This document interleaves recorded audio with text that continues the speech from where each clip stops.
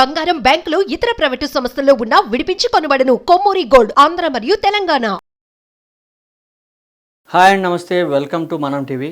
Andhra Pradesh IT శాఖ మంత్రి, Telugu Desam party జాతీయ ప్రధాన కార్యదర్శి నారా లోకేష్, ప్రజల కోసం లోకేష్ ప్రజా దర్బార్ అనే కార్యక్రమం ఇవాళ 52వ రోజుకు చేరుకుంది. అయితే ప్రజా దర్బార్ కార్యక్రమంలో ప్రజలు ఎక్కడెక్కడి నుంచో వస్తున్నారు. కేవలం ఒక మంగళగిరి నియోజకవర్గమే పరిమితం కాకుండా చుట్టుపక్కల కృష్ణా జిల్లా ప్రాంతాలు, చుట్టుపక్కల జిల్లా మొత్తం ఎక్కడున్నా సరే, ఎవరికి సమస్య ఉన్నా సరే లోకేష్ వద్దకు వస్తే ఖచ్చితంగా తీరుతుందనే నమ్మకంతో, భరోసాతో అయితే వారు ఇక్కడికి వస్తున్నారు. మీరు చూడండి విజువల్స్లో కూడా సమస్యలు ఎక్కడెక్కడో కులమతాలకు అతీతంగా కేవలం వాళ్ళ నమ్ముకున్న నాయకుడైతే న్యాయం చేస్తాడని అయితే వాళ్ళు ఇక్కడ రావడం జరుగుతుంది. ఇదే కాదు, నారా లోకేష్ గారు గతంలో కూడా చూసుకుంటే ఎక్కడెక్కడో విదేశాల్లో చిక్కుకుపోయిన వారు కానీ, అనేక రకమైన ఎడ్యుకేషన్ లేని వాళ్ళకి ఎడ్యుకేషన్ కల్పించడం కానీ, అదేవిధంగా డాక్టర్స్ అనారోగ్యంతో సమస్యలతో ఉన్న వారికి వైద్యం చేయించడంలో కానీ నారా లోకేష్ అయితే తనదైన శైలిలో పరిపాలన అయితే సాగిస్తున్నారు. నారా లోకేష్ వద్దకు అనేక మంది వారు వస్తున్నారు. దివ్యాంగులు కూడా చూడొచ్చు. దివ్యాంగులు కానీ ఎవరైనా సరే, ముసలి వాళ్ళు కానీ ఎవరైనా సరే సమస్య అని వస్తే నారా లోకేష్ తన దైన శైలిలో అధికారులకు ఆదేశాలు ఇవ్వడం, అదేవిధంగా అధికారులు కూడా వెంటనే స్పందించి నారా లోకేష్కు చెప్పిన సమస్యను పరిష్కారం దిశగా అయితే అధికారులు కూడా వెళ్తున్నారు. మీరు మొన్న చూసుకుంటే కృష్ణా జిల్లా ఏరియాలో ఒక పాఠశాలలో విద్యార్థులతో కలిసి భోజనం చేయడం జరిగింది.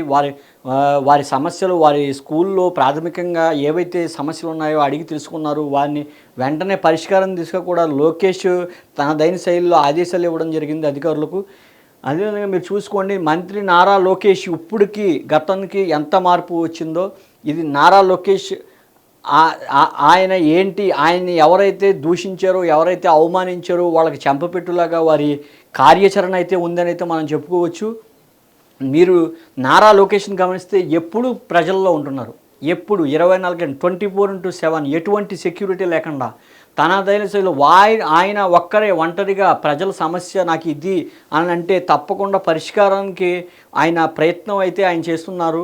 ఇది కూటమి ప్రభుత్వంలోకి ఇది ఒక భారీగా కూటమి ప్రభుత్వానికి ఇదైతే మంచి శుభపరిణామంగా అయితే చెప్పుకోవచ్చు. నారా లోకేష్ని కనుక మీరు చూసుకుంటే కొన్ని చిన్నపిల్లలు సైతం సరే వచ్చారు. వారికి అనారోగ్య సమస్యలు ఉన్నా సరే, ఎవరికి ఏం జరిగినా సరే వైద్యం అందించడంలో కానీ, ఇతర దేశాల్లో చిక్కుకున్న వారిని తీసుకురావడం కానీ, అదేవిధంగా మంగళగిరి నియోజకవర్గంలో భారీ మెజారిటీతో గెలిచిన నారా లోకేష్ ఎప్పుడూ ప్రజల్లోనే ఉండాలి. ఎందుకంటే గత 5 సంవత్సరాలుగా మంగళగిరిలో టీడీపీ గెలిచిన దాఖలాలే లేవు. గతంతో పోల్చుకుంటే ఎప్పుడు కూడా అక్కడ సిపిఎం పార్టీ గెలవడం అనేది జరిగింది. ఒక్క ఎన్టీఆర్ 1983 ఆ టైంలో అయితే టీడీపీ కూటమి గెలవడం అయితే జరిగింది. ఆ ఒక్కసారి తప్ప ఎప్పుడు దాకా ఎటువంటి మంగళగిరిలో టీడీపీ గెలిచిన ఇదే లేదు, గెలిచిన దాఖలాలు అయితే లేవు. టీడీపీని తన గతంలో 2019లో 5,500 చిల్లర మెజారిటీతో ఓటమి చెందిన అదే నారా లోకేష్ ఇప్పుడు ప్రజెంట్ కూటమిలో 91,000 చెంది అతి భారీ మెజారిటీల్లో 3వ స్థానాన్ని అయితే నారా లోకేష్ దక్కించుకున్నారని అయితే చెప్పాలి.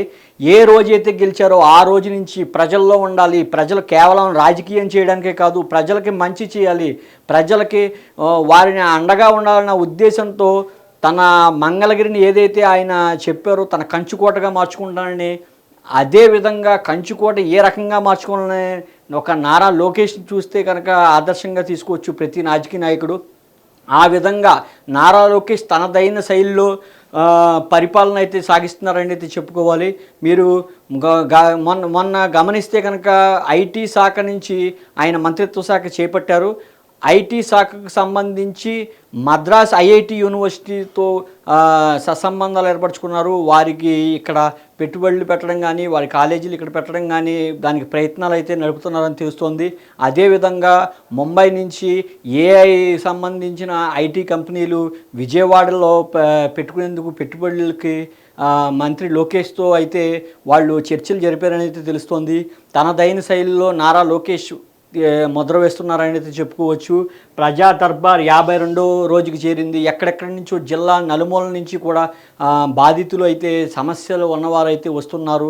నారా లోకేష్ వారికి తనదైన శైలిలో సూచనలు ఇస్తూ అధికారులకి వారి పరిష్కారం దిశగా అయితే అడుగులు వేస్తున్నారు.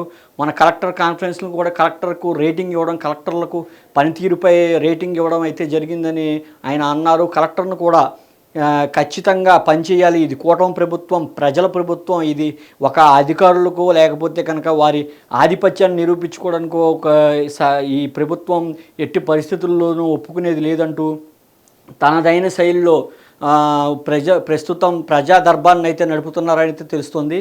లోకేష్ మరిన్ని విజయాలు సాధించాలని టీడీపీ కార్యకర్తలతో పాటు అనేక మంది కోరుకుంటున్నారు.